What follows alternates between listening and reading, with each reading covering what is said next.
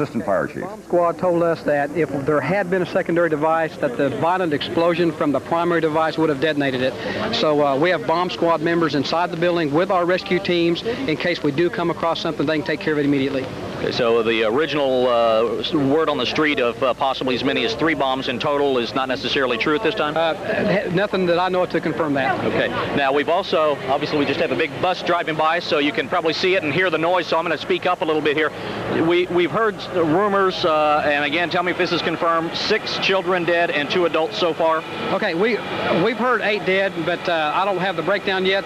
I'm going back inside the building now, Jeff, to try to get a more accurate count of things for you, and I'll be out in about an hour. I'm going to go in with our crew and see how we're doing. And one final thing is that there was a word on collapse, and you mentioned that earlier, right after the initial bomb blast.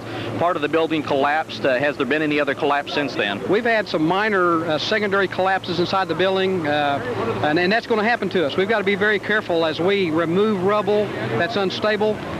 There's some things that we don't want to cause for ourselves, but that's always a possibility right now, and yes, we have had some secondary collapses. What about other buildings in the area that are very, very close here? What about any of these other buildings that have been hit hard about this with this blast? Are there any other buildings that are in serious danger right now? Yes, Jeff, across the street, and there are some area buildings, as you can see, that have some pretty significant structural damage.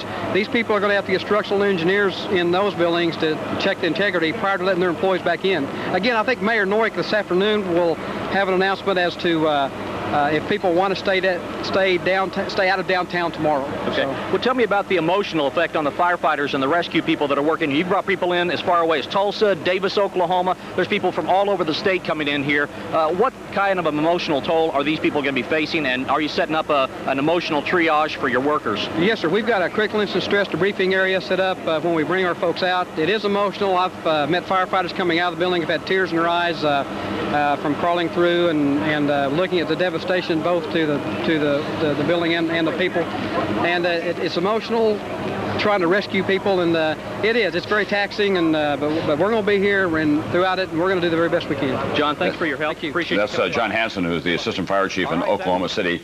We want to remind all of you that some of our stations will be leaving us now. We will have continuing coverage throughout the day on this NBC station. Tonight, of course, on NBC Nightly News, and later on Dateline NBC. Some of those stations will be leaving us now, but we will have continuing coverage. Earlier compared it a little bit to the way that a tornado works, with the way that the air